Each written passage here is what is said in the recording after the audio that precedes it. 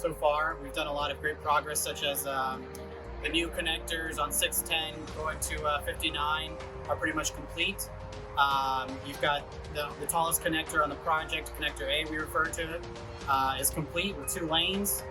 And in the next coming months, what you'll start seeing in the future is actually a lot of work on the 610 main lanes, actually. That's both northbound and southbound.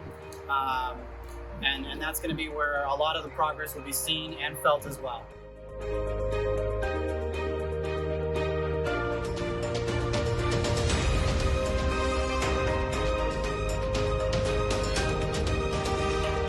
So the biggest thing that helps on a project this size is just partnership with the contractor, with all the major stakeholders that are involved, such as Uptown, City of Houston, Bel Air, right? We've got all these partnerships. We've got a great contractor, William Brothers, helping us out.